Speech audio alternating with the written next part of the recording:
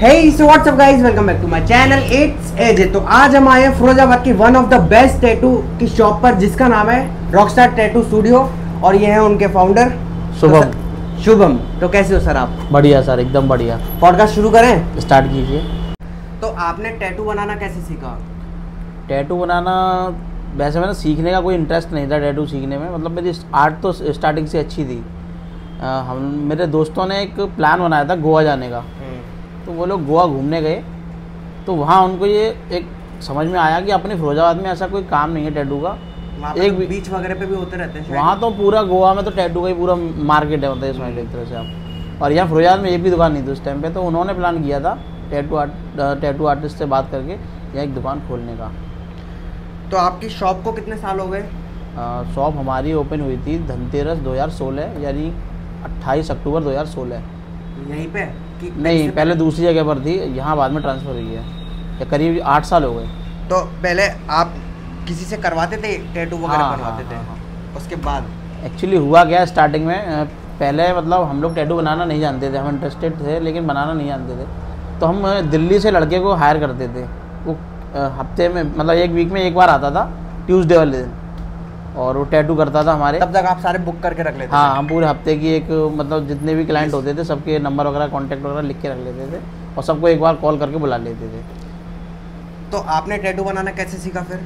मैंने ऐसे सीखा कि जिसको हम बुलाते थे दिल्ली से, तो उसने 2-3 बार हमारे साथ नाटक किया क्या कि बोल दिया कि मैं आ रहा हूँ। हमने यहाँ क्लाइंट को जवान दे दी, हमने आपसे बोल दिया, 2 हफ्ते हो गए नहीं आया, और भी टाइम हो गया नहीं आया, तो हमारा मतलब गुडविल ख़राब होने लगी। तो हमने सोचा कि सीखना पड़ेगा तभी काम चलेगा, वरना ऐसे काम चलेगा नहीं। तो फिर जब वो आता था तो मैं उससे ही सीखने लगा, उसको देख देख के सीखा, फिर प्रैक्टिस करी। तो किस पे सीखते थे आप? उसके लिए एक स्किन पैड आता है, देखिए ये दिखाता हूँ, ये देखिए एक स्किन पैड होता है खाल की तरीके से, इस पर हम लोग बना के प्रैक्टिस करते हैं। सामने दिखा दो। अच्छा, इस पर बनाते हैं और इस पर प्रैक्टिस करते हैं। लेकिन इससे भी पहले आपको आपकी आर्ट अच्छी होनी चाहिए, लाइनिंग, सर्कल, सब चीज़ आपकी अच्छी तरीके से पेंसिल से आप पहले से वो करना पड़ता है, तब आप ये करोगे।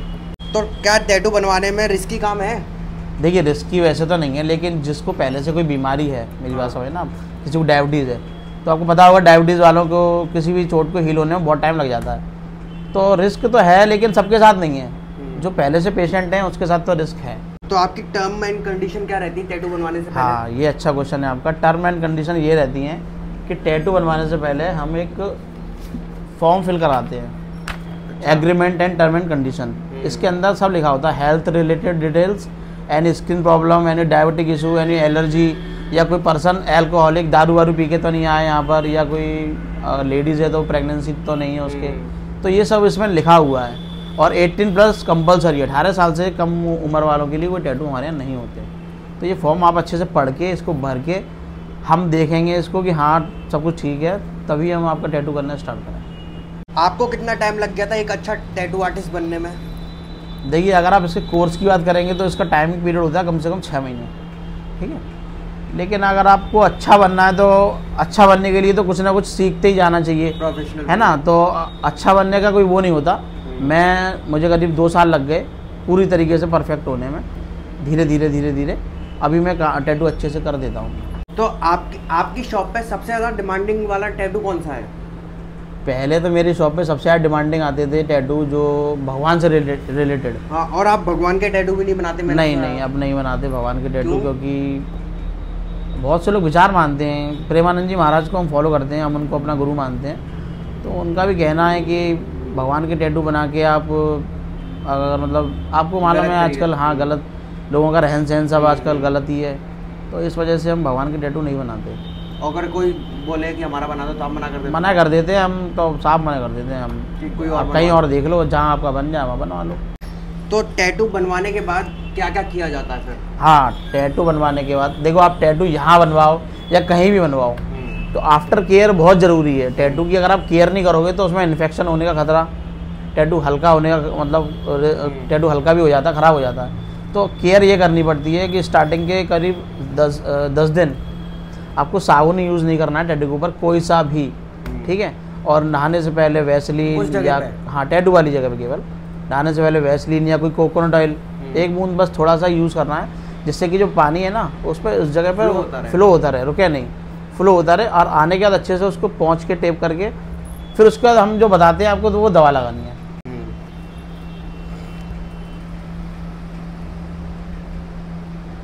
तो आपको स्टार्टिंग से लेके अभी तक ऐसा कौन सा टैटू था जिसमें सबसे ज़्यादा टाइम लग गया बनाने में? एक्चुअली स्टार्टिंग में एक टैटू आ गया था जिसमें बहुत टाइम लगा था। करीब कैसा टैटू था? वो पूरा फोरआर्म बैंड था, मतलब यहाँ से लेके यहाँ तक पूरा बैंड था वो। तो स्टार्टिंग में हमारी स्पीड इतनी अच्छी भी नहीं थी, हम बहुत धीरे धीरे काम कर पाते थे, तो उसमें करीब 12 घंटे का टाइम लगा था। एक भैया हैं यहीं के, उनका टैटू बनाने में बहुत टाइम लग गया था। वही टैटू था, उसका इतना टाइम किसी टैटू में नहीं लगा। और अब अगर वो टैटू फिर से बनाओगे तो कितना तो अब मेरे हिसाब से ज़्यादा 5 घंटे में बहुत है उसके लिए। 5 घंटे में वो टैटू बन जाएगा, क्योंकि अब स्पीड बहुत बढ़ गई है। मेरे को पता चला कि टेम्परेरी टैटू भी होते हैं। हाँ, वो हाँ। कैसे होते हैं? टेम्परेरी टैटू क्या मैं बताऊँ आपको, वैसे तो टैटू नहीं बोलेंगे उसे, एक तरह से एक लिक्विड आता है ट्यूब फॉर्म में, तो उसको स्टार्टिंग का काम पूरा परमानेंट की तरह होता है। टैटू को हम ट्रेस करेंगे, निकालेंगे, वो बॉडी पे रखेंगे, उसके बाद उसको मशीन चलाने की जगह ट्यूब फॉर्म में एक हमारे पास आता है लिक्विड, उसको लगा देते हैं, तो करीब 10 से 15 दिन वो चल जाता है। और कोई उसमें कोई मतलब हानिकारक नहीं है, ठीक है। तो सबसे रिस्की टैटू कौन सा होता है? देखिए रिस्की टैटू तो मैं अपने यहाँ बनाते ही नहीं हूँ, सीधी अच्छा, बात, हाँ। क्योंकि मुझे थोड़ा डर लगता है रिस्की टैटू, रिस्की काम करने में। जो आपने आँखों का ये देखा ना, वाइट जो है, इसको आजकल ट्रेंड चल गया है कि इसको आजकल लोग कलर चेंज करा रहे हैं। कोई ब्लैक करा रहा है पूरा, कोई ग्रीन करा रहा है, कोई रेड करा रहा है, कोई मतलब सब अपने अपने कलर चेंज करा रहे हैं अपने अपने चॉइस के अकॉर्डिंग, पर ये गलत है। उसमें आँख फूटने का डर? अरे बहुत डर है उसमें, बहुत रिस्क है, लेकिन वो ये कि अब फैशन के नाम पे पता नहीं क्या क्या चलने लगा। अब तो एक टैटू और आ गया अपने इंडिया के अंदर, जो स्किन होती है ना, स्किन को ब्लेड से कट कर करके उसको डिजाइन दी जाती है, वही डिजाइन में जो बनवाना हो। हाँ। तो टैटू रिमूवल मशीन कितना % टैटू हटा सकती है? देखिए ये तो एक तो टैटू बनने के ऊपर होता है, बताओ, क्योंकि क्या होता है मेले में जो टैटू बनते हैं तो वो लोग ज़्यादा अंदर तक ज़्यादा डीप तक निडल को अंदर तक करते हैं, तो वो कलर होता है ना बहुत डार्क भी हो जाता है, कहीं कहीं स्किन डैमेज हो जाती है, तो वहाँ पे थोड़ा दिक्कत आती है। नहीं कि अगर आप किसी अच्छे टैटू आर्टिस्ट पर टैटू बनवा के यहाँ आए हैं कि मुझे रिमूव कराना, तो 95% तक टैटू आर्टिस्ट गारंटी लेता है कि 95% तक ये निकल जाएगा। लेकिन 5% इसलिए नहीं लेते क्योंकि आपको तो वो दिखेगा, सामने वाले को नहीं दिखेगा, पर आपको पता था यहाँ टैटू बना हुआ है, तो आपका तो ये लगेगा कि यहाँ कुछ है, यहाँ कुछ है, सामने वाले को नहीं दिखेगा। इतना कर देगी। तो आपके पास है क्या टैटू रिमूवल मशीन? नहीं, टैटू रिमूवल मशीन मेरे पास नहीं है, लेकिन बहुत जल्दी आने वाली है। जब तक एपिसोड 2 आएगा तब तक तो आई? हाँ, तब तक आपका एपिसोड 2 आएगा तब तक तो टैटू रिमूवल मशीन आ जाएगी, और उसमें टाइम भी लगता है सीखने में भी। हाँ। तो सीख के प्रॉपर तभी उसको लेके आएंगे हम अपने यहाँ।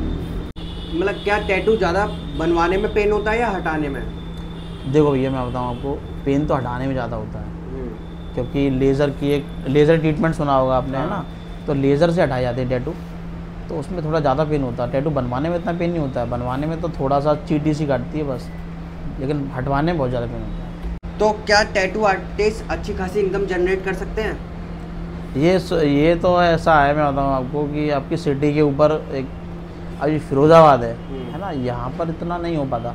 अगर मैं बाहर होता, दिल्ली वगैरह में बाहर होता तो बेशक वहाँ पर कंपटीशन ज़्यादा है, लेकिन वहाँ इनकम भी अच्छी होती है।